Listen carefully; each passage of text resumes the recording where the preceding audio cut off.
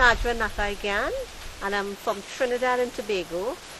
I served for over 20 years as head of Trinidad's Wildlife Division, and now I'm the conservation advisor to one of the major NGOs in Trinidad, which is the Zoological Society of Trinidad and Tobago.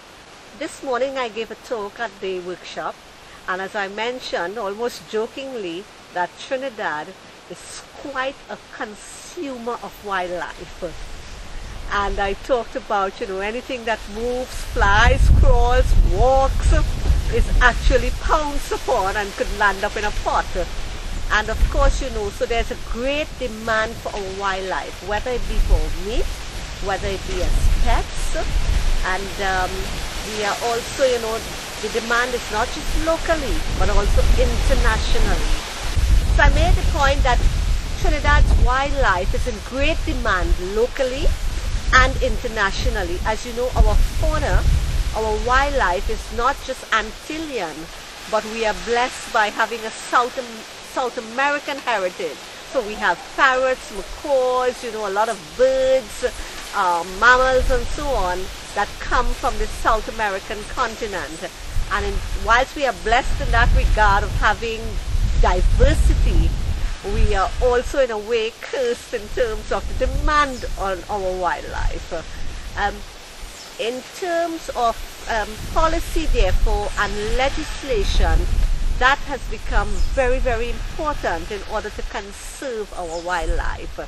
And therefore, I'm here to share our experiences, because Dominica is now trying to, of course, get a wildlife trade policy that is consistently applied, that is well known, that would avoid problems in terms of making decisions, that would be considered to be transparent, but at the end of the day would serve to protect Dominica's wildlife. And I've heard it around in the 2 days that I'm here. In fact, I came not knowing this, that Dominica is special in the Caribbean, in that there are many Dominica wildlife species that are endemic, that are so iconic to Dominica, and if it's lost, it's going to be a really sad loss. And I just want to say the two parrots, your Cicero and your Jaco.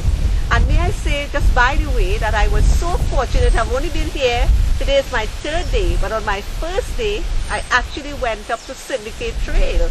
And I was so fortunate to see the Jacos.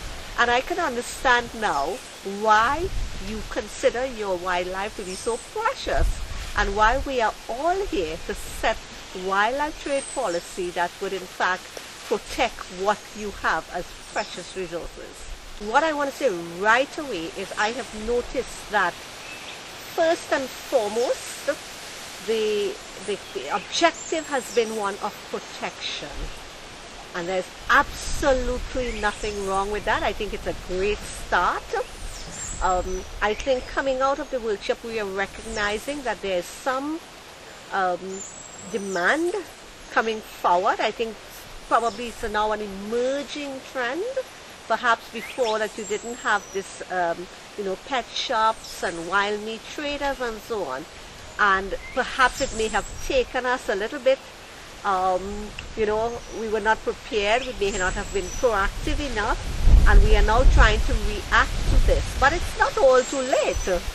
And that's what the opinions have been forming. But what I have realized is that there's a heavy conservation mindedness in the room, and I really feel assured that what's going to come out there is really going to be to the benefit of Dominica and Dominica's wildlife resources.